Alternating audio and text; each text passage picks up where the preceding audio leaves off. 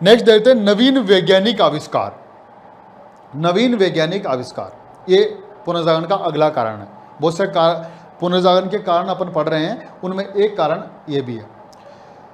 अपन ने देखा कि मध्यकाल जो है पूरी तरह से चर्च, पोप और सामंतों का काल था, धर्म का काल था। विज्ञान नाम की कोई चीज नहीं थी और विज्ञान की धार्मिक व्याख्या प्रस्तुत की गई थी, यानी कि गलत व्याख्या प्रस्तुत की गई थी। और उस गलत व्याख्या में क्या था, देखे कि पृथ्वी समतल है। ये ब्रह्मांड के बारे में, जो पृथ्वी के बारे में कहा गया था, वो कहा था पृथ्वी समतल है। एक सिद्धांत था, उसको बोलते हैं जियोसेंट्रिक थ्योरी।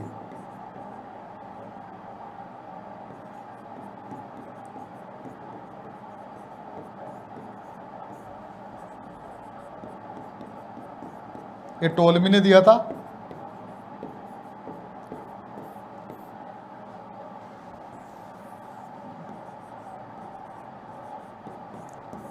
तो मध्यकाल में कुछ वैज्ञानिक अपन ये बता रहे हैं कि मध्यकाल, पुनर्जागरण से पहले मध्यकाल में कुछ वैज्ञानिक अवधारणा थी जो कि गलत थी। वैज्ञानिक थी, उसको वैज्ञानिक ही मानते थे, लेकिन गलत थी वो। कैसे? एक तो थी जियोसेंट्रिक थ्योरी, भू केंद्रित सिद्धांत, जियोसेंट्रिक थ्योरी। और इसका प्रतिपादन किया था टॉलमी ने। टॉलमी एक भूगोलवेत्ता था, उसने इसका प्रतिपादन किया। और ये क्या कहता था कि पृथ्वी सेंटर में सब चीजें उसके चारों ओर चक्कर लगा रखी है। तो मध्यकाल में वैज्ञानिक अवधारणा थी, हालांकि ये गलत थी, बाद में गलत साबित हुई। उस समय तो जब तक गलत साबित नहीं हुई तब तक तो ये सत्य थी। तो मध्यकाल में ये अवधारणा फसली थी कि पृथ्वी सेंटर में, उसके चारों ओर चक्कर लगा रखे हैं बाकी ग्रह या उपग्रह जो है। इसको कहा गया था जियोसेंट्रिक थ्योरी और इसका प्रतिपादन किया था टोलमी के द्वारा। यही प्रचलन था। एक क्या था कि पृथ्वी समतल है, यह अवधारणा प्रचलित थी कि पृथ्वी क्या है, समतल है। एक अवधारणा क्या थी कि इस पृथ्वी पर ईश्वर का अवतार कौन है, पोप है। ये सब अवधारणा थी। लेकिन हुआ ये कि धीरे धीरे नवीन वैज्ञानिक आविष्कार आ गए। नवीन वैज्ञानिक आविष्कार आ गए तो जो मध्यकाल की जो परंपराएं थी वो टूट गई। उस नए आविष्कारों ने जो है वो क्या कर दिया कि नए विचारों को जन्म दे दिया। जैसे कि एक तो कागज व छापेखाने, इसका आविष्कार हुआ। एक कंपास कुतुबनुमा, दिशा सूचक यंत्र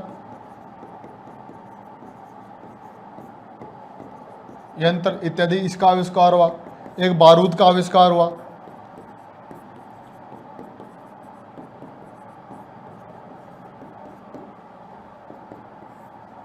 बारूद का आविष्कार हो गया। इसके अलावा अपन देखेंगे कि कागज और छापेखाने का आविष्कार अपने समझ लिया, ये भी एक वैज्ञानिक आविष्कार था। मुद्रण प्रिंटिंग प्रेस का आविष्कार हो गया। कंपास कुतुबनुमा दिशा सूचक यंत्र जो बताया करता था कि दिशा की हवा एक की दिशा में चलती है, वो बताया करता था। बारूद का आविष्कार हो गया, यहाँ पर एक बारूद का आविष्कार हुआ, ये भी एक वैज्ञानिक था। इसके अलावा हेलियोसेंट्रिक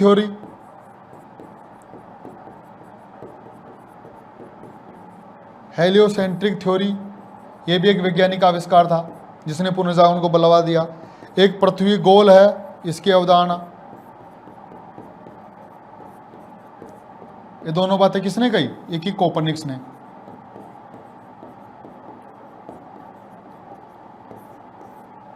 ने।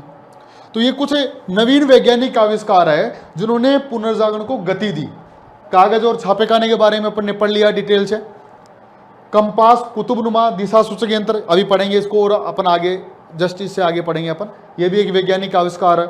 बारूद का आविष्कार वैज्ञानिक आविष्कार है। हेलियोसेंट्रिक थ्योरी और पृथ्वी गोल है, ये थ्योरी। हेलियोसेंट्रिक का मतलब हो गया कि कोपर्निकस ने अपन ये कह दिया कि अब सूर्य केंद्र में सब चीजें चारों ओर चक्कर लगा रखी है। तो पहले जो पृथ्वी थी सेंटर में, अब कौन हो गया? सूर्य। इसको भी देखेंगे अभी आगे। और पृथ्वी गोल है, पहले पृथ्वी समतल थी, अब पृथ्वी कैसी हो गई? गोल हो गई। तो ये वैज्ञानिक आविष्कार है जिन्होंने क्या किया, जिन्होंने पुनर्जागरण को जो है, जिन्होंने पुरानी बातों को तोड़ा, पुरानी बातें, पुरानी परंपराएं टूटी, उससे चर्च पोप सामंत कमजोर हुए, नए विचार आए, नए विचारों से पुनर्जागरण को क्या मिला? बल मिला। इसी को आगे देख रहे हैं अपन।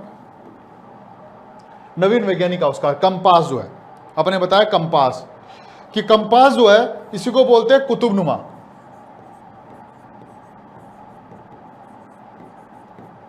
इसी को बोलते हैं दिशा सूचक यंत्र।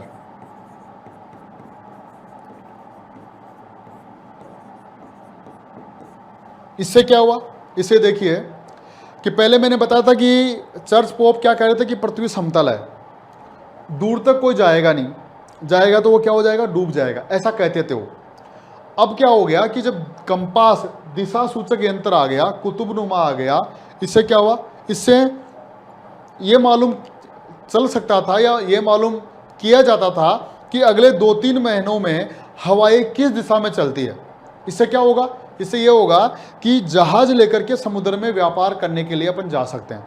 पहले क्या होता था कि बिना हवाओं का ज्ञान होता ही नहीं था और लोग जहाज लेकर निकल पड़ते थे, और जब जहाज लेकर के निकलते थे तो तूफान आ जाता था और वो जहाज डूब जाया करता था।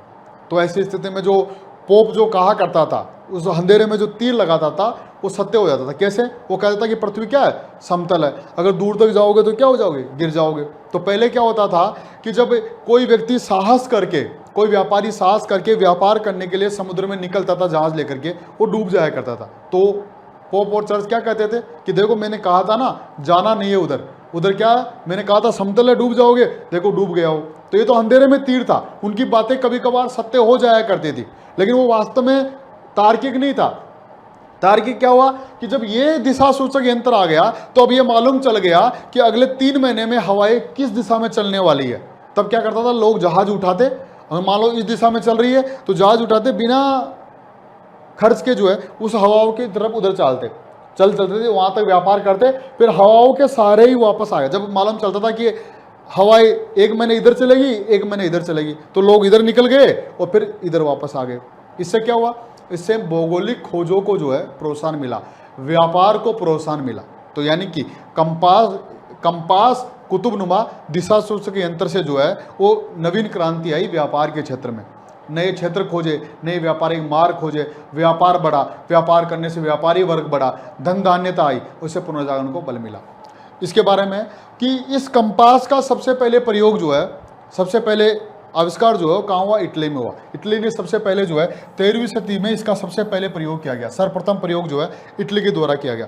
और इसका सर्वाधिक प्रयोग जो है वो पुर्तगाल और स्पेन के द्वारा किया गया। क्यों, क्योंकि सबसे अधिक समुद्री मार्ग, सबसे अधिक भौगोलिक क्षेत्र कौन खोजे थे, वही खोजे थे। तो भाई किस दिशा में जाना अपन को, किस दिशा में आना, ये काम कौन कर रहा था, स्पेन और पुर्तगाल। तो ध्यान रखना, कंपास कुतुबनुमा दिशा सूचक यंत्र जो दिशाएं बताया करता था, सबसे पहले प्रयोग इटली में 13वीं शताब्दी में हुआ, सबसे अधिक प्रयोग करने वाले देश है पुर्तगाल और स्पेन।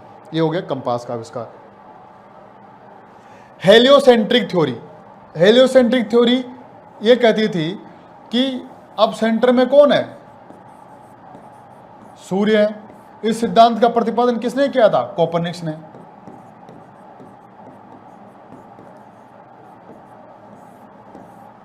ये देखिए हेलियोसेंट्रिक थ्योरी। तो यहां देखना कि पहले जो थ्योरी थी वो थी जियोसेंट्रिक थ्योरी, और उसमें सेंटर में कौन थी, पृथ्वी, उसको बोलते जियोसेंट्रिक थ्योरी, जो टोलमी ने प्रतिपादित की थी, जो ये कहती थी कि पृथ्वी सेंटर में, सब चीजें चारों ओर चक्कर उसके लगा रही। अब क्या हुआ कि कोपरनिकस ने जो है एक नए सिद्धांत का प्रतिपादन कर दिया, उसका नाम था हेलियोसेंट्रिक थ्योरी, सौर आधारित सिद्धांत, सूर्य केंद्रित सिद्धांत।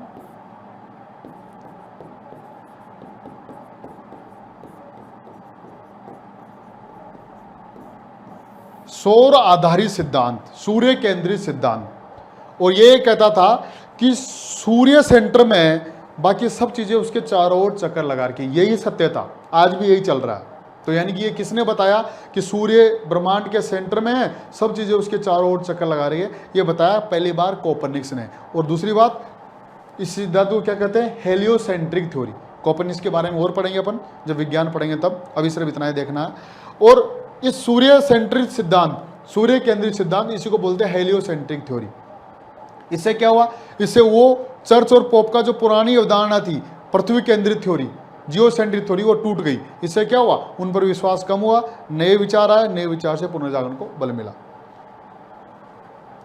पृथ्वी के गोल होने की मान्यता, कोपरनिकस ने क्या कह दिया, अब कोपरनिकस ने क्या कहा कि पृथ्वी गोल है, कोपरनिकस ने भी कह दिया। और आपने देखा था मैगलेन,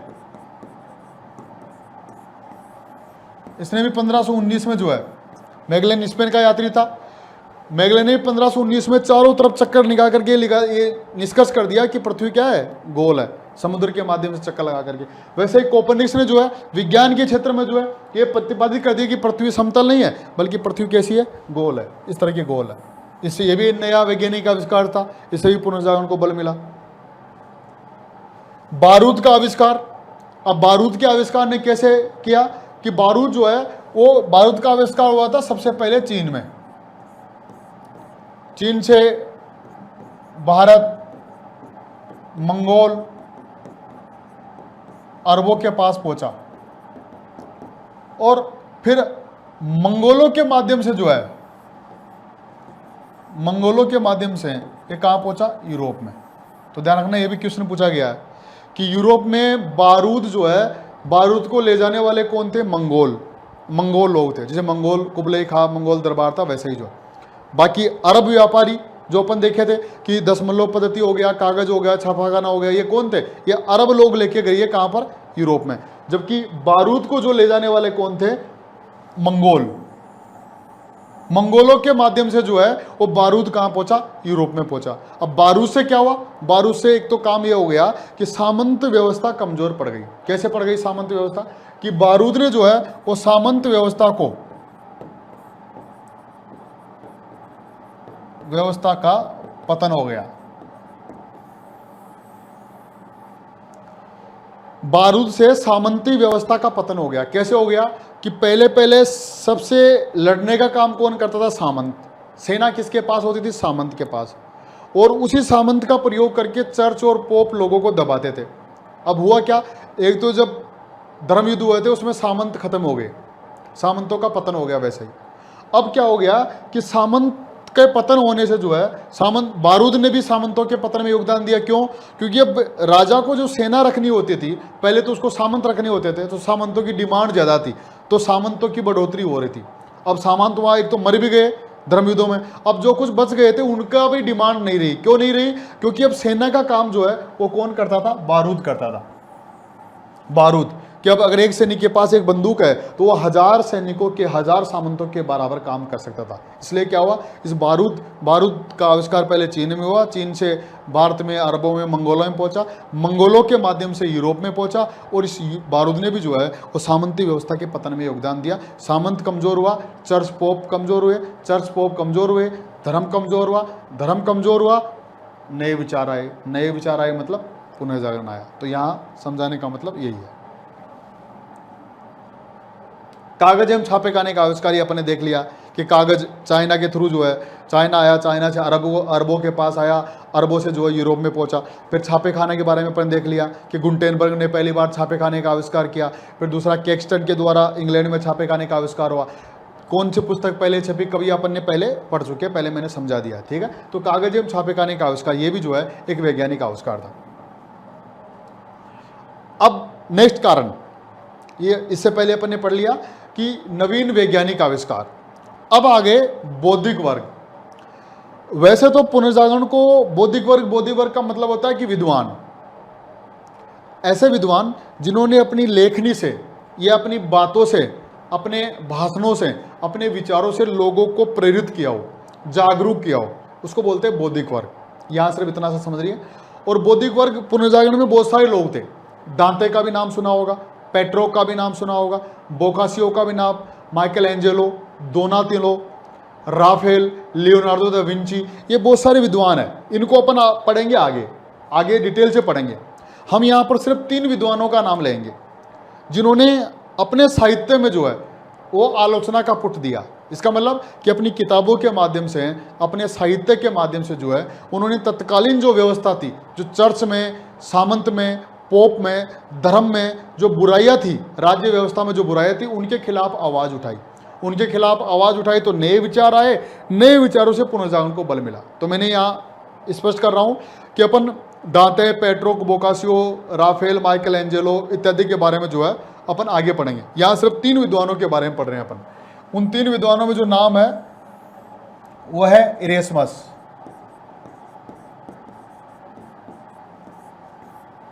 सर्वेंटीज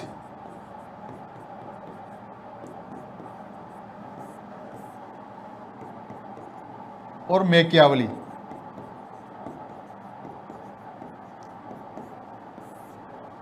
अगर इरेस्मस की प्रसिद्ध, ये रहने वाला जो था वो था हॉलैंड का,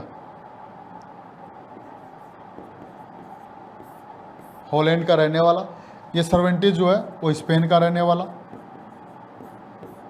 ये जो है वो फ्लोरेंस का रहने वाला, फ्लोरेंस का रहने वाला मैकियावेली। इसकी जो पुस्तक थी मूर्खता की, द प्रेज ऑफ फोली, मूर्खता की प्रशंसा।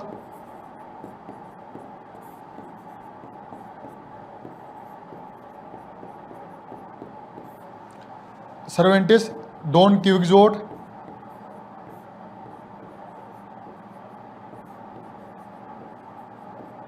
डॉन क्विक्सोट और द प्रिंस।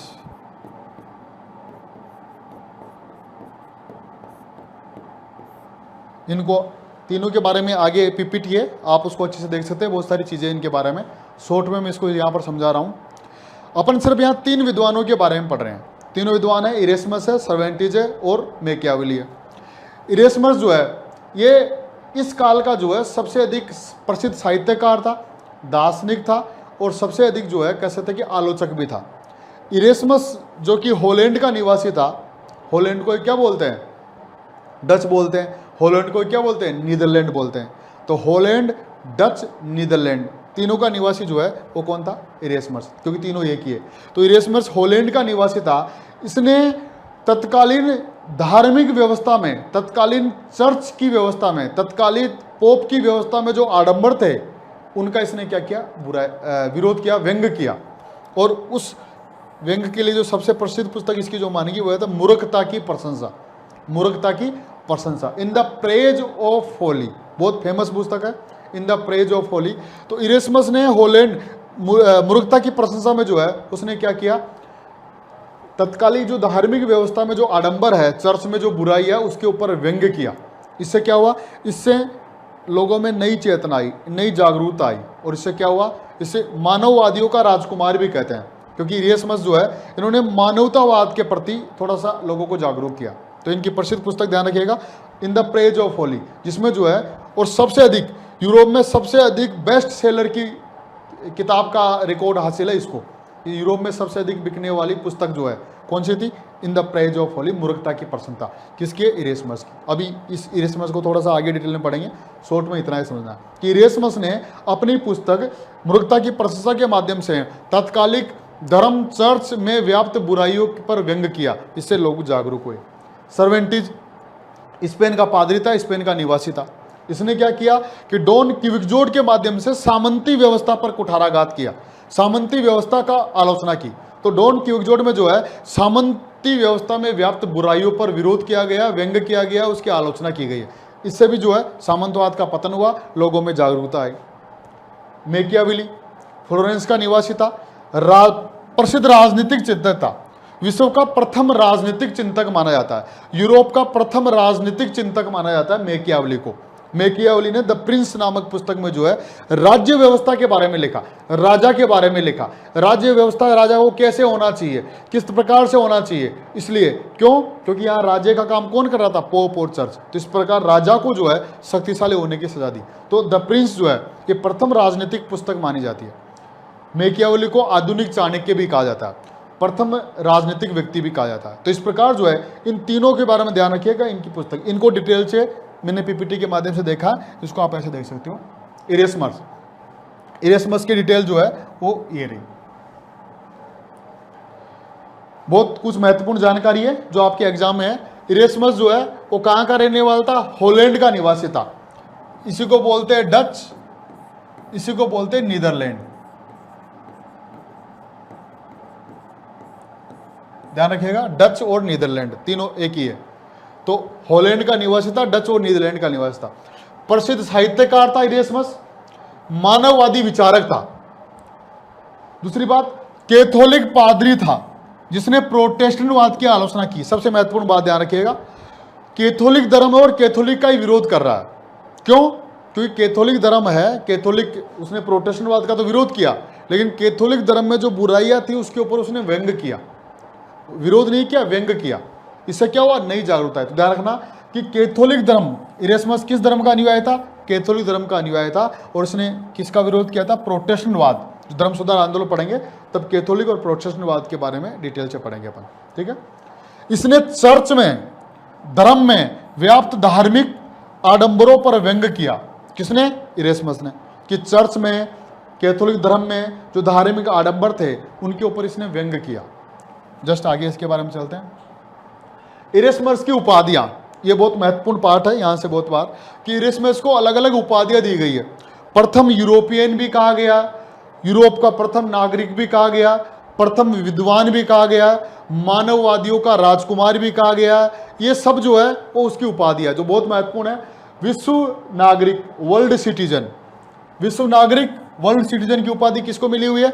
इरेस्मस को मिली हुई है। एग्जाम में इनमें से कोई ना कोई जरूर पूछता है। यूरोप का विद्वान, महान यूरोपियन, यूरोप का विद्वान, महान यूरोपियन, ये भी किसको कहा जाता है? इरेस्मस को कहा जाता है। मानववादियों का राजकुमार, अभी अपन देखे थे मध्यकालीन यात्रियों का राजकुमार, वो कौन था? वो जो अपन ने पहले थे, मार्को पोलो। मानववादियों का राजकुमार ये कौन है? इरेस्मस, बहुत महत्वपूर्ण है। प्रथम यूरोपियन, फर्स्ट यूरोपियन, यूरोप का प्रथम नागरिक, प्रथम यूरोपियन। फिर नेक्स्ट, ईसाई मानववादियों के मुकुट का गौरव, ईसाई मानववादियों के मुकुट, ताज का गौरव, ग्लोरी।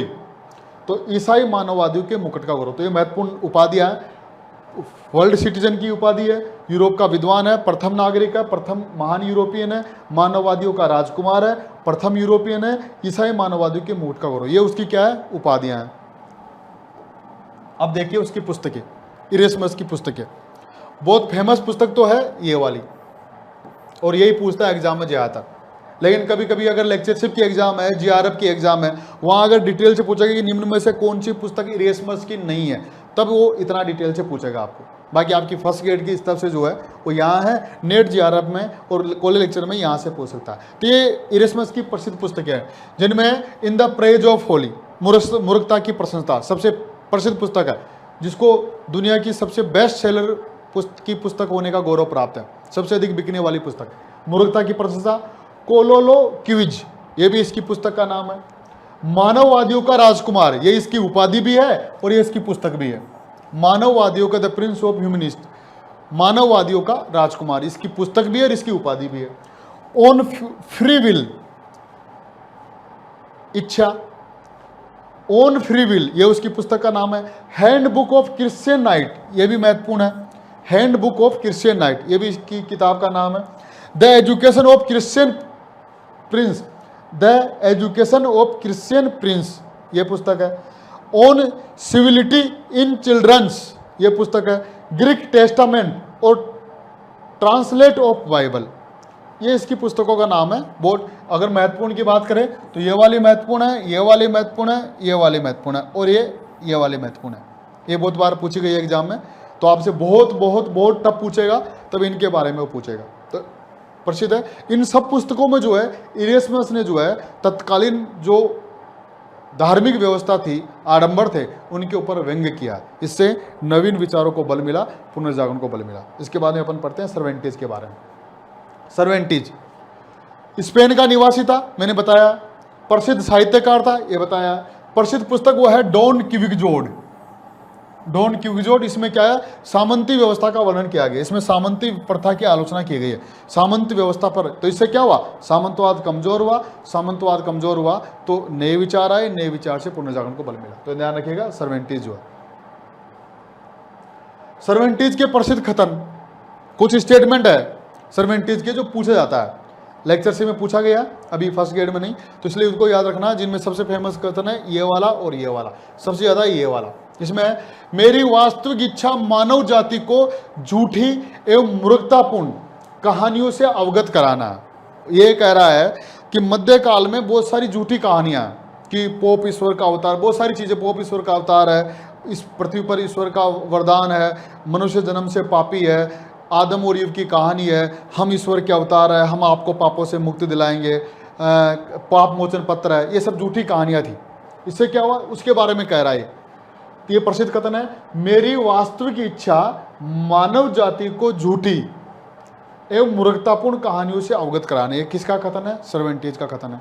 दूसरा कथन है, एक से पंखों के व्यक्ति एक साथ रहते हैं, ये चोर चोर मोसेरे भाई, वो वाली कहावत है यहाँ पर कि एक से पंखों के व्यक्ति एक साथ, मतलब एक स्वभाव है वो एक साथ रहेंगे। ये इसका मतलब कि चर्च, पोप, सामंत तीनों का शोषण की प्रवृत्ति है। सामंत भी शोषण करेंगे, पोप भी शोषण करता है, चर्च भी शोषण करता है, तो तीनों ही है। तो वही बात कह रहा है कि चोर चोर मोसेरे भाई, कि एक से पंखों के व्यक्ति एक साथ रहते हैं।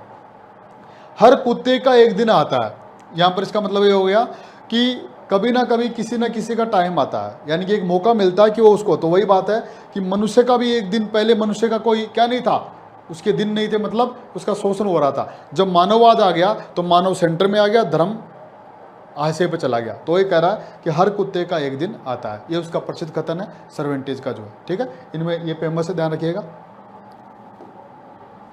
मैकियावेली, मैकियावेली ने जो है इसको प्रथम राजनीतिक चिंतक,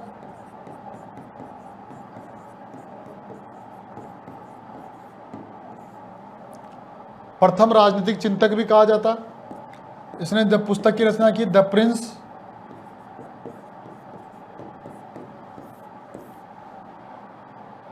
मैकियावेली जो है इसको यूरोप का प्रथम राजनीतिक चिंतन या विश्व का प्रथम आधुनिक राजनीतिक चिंतक कहा जाता है। द प्रिंस नामक पुस्तक रखी, द प्रिंस को भी जो है प्रथम राजनीतिक पुस्तक कहा जाता है। और मैकियावेली कहाँ का रहने वाला था? मैकियावेली ने जो है इटली के वेनिस, इटली का रहने वाला, उसने क्या किया कि द प्रिंस नामक पुस्तक लिखी और उस पुस्तक में जो है उसने क्या किया कि डिटेल से जो है वो राजनीतिक व्यवस्था के बारे में लिखा। और राजनीतिक व्यवस्था में जो सामंती है, जो राजा है, राजा की बढ़ चढ़ करके तारीफ की, और जो सामंती व्यवस्था है उनका विरोध किया, राजा की निरंकुशता का इसने समर्थन किया। तो ये द प्रिंस है, प्रथम राजनीतिक चिंतक, आधुनिक चाणक्य। इनके बारे में और डिटेल से ये है।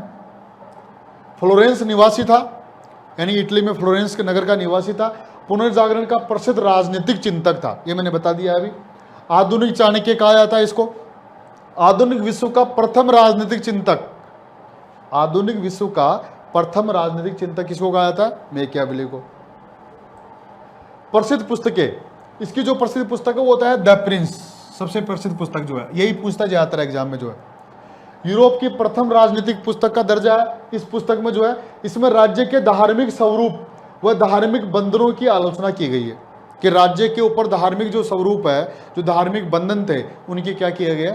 आलोचना की गई। मतलब राज्य को धर्म से दूर रखा जाए, धर्मनिरपेक्ष राज्य की कल्पना की गई है पहली बार। तो यानी कि धार्मिक स्वरूप राज्य की, उसकी आलोचना की गई।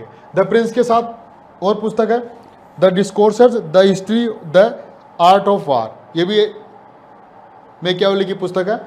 लेक्चरशिप में नेट जियारा में पूछ लेता कि निम्न में से कौन सी पुस्तक मैकियावेली की नहीं है। तो ध्यान रखना, याद रखने का तरीका है द जिसके आगे ज्यादातर लगा हुआ है वो उसी की पुस्तक है। The Prince, the discourse, the history, the art of war, तो ये मैकियावेली की पुस्तक है। अब मैकियावेली के कुछ कथन है, मैकियावेली के प्रसिद्ध कथन स्टेटमेंट है जो पूछा जाता है। राजा को एक साथ शेर व लोमड़ी का अभिनय करना चाहिए। ये कहता है, अलग अलग चिंतक के अलग अलग दृष्टिकोण है। ये कहता है कि राजा में दोनों गुण होने चाहिए, शेर के गुण भी होना चाहिए और लोमड़ी के चालाक। शेर का मतलब ताकतवर, ताकतवर, निरंकुश होना चाहिए, पावरफुल होना चाहिए। लेकिन वो कहता है कि राजा को जरूरत पड़ने पर लोमड़ी भी बनना पड़ सकता है। लोमड़ी के गुण भी होना चाहिए कि आवश्यकता पड़ जाए चुपचाप डर जाना चाहिए, डर करके अपना काम करना चाहिए, यानी राज्य का काम करना चाहिए। तो ये ध्यान रखना कि राजा को एक साथ शेर और लोमड़ी का अभिनय करना चाहिए, दोनों के गुण होना चाहिए राजा में। ये कौन कहता है? द प्रिंस कहता है। द प्रिंस कहती है पुस्तक, और कहता कौन है? मैकियावेली।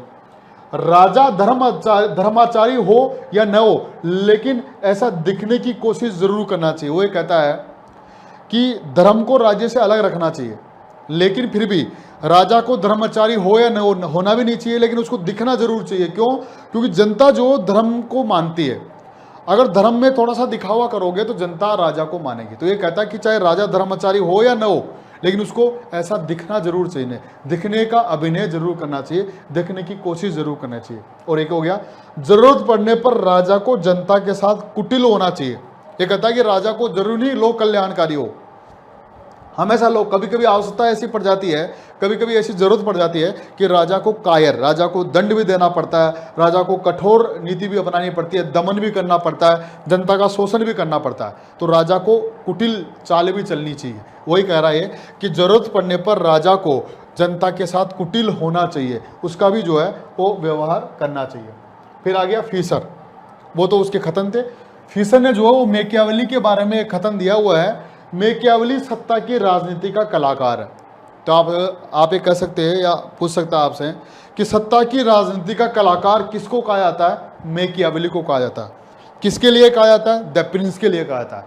किसने कहा? द फीसर ने कहा। फीसर जो है एक विद्वान का नाम है, इतिहासकार का नाम है, जो विश्व इतिहास के बारे में लिखते हैं। तो आपसे पूछता है कि द प्रिंस किसने लिखी? मैकियावेली ने। सत्ता की राजनीति का कलाकार जो है वो किसको कहा जाता है? द प्रिंस, मैकियावेली को कहा जाता है। किसके लिए? द प्रिंस के लिए। किसने कहा? फीसर ने कहा। तो ध्यान रखिए, और उसके कुछ स्टेटमेंट है। तो ये हो गया पुनर्जागरण के कारण। तो पुनर्जागरण के कारण जो है इनके बारे में डिटेल से अपन ने देखा कि पुनर्जागरण के बहुत सारे कारण थे, एक एक कारणों को अपन ने पढ़ा। पुनर्जागरण के जो कुछ तुर्कों द्वारा कुस्तुंतनिया पर आक्रमण, ये कारण पढ़ा।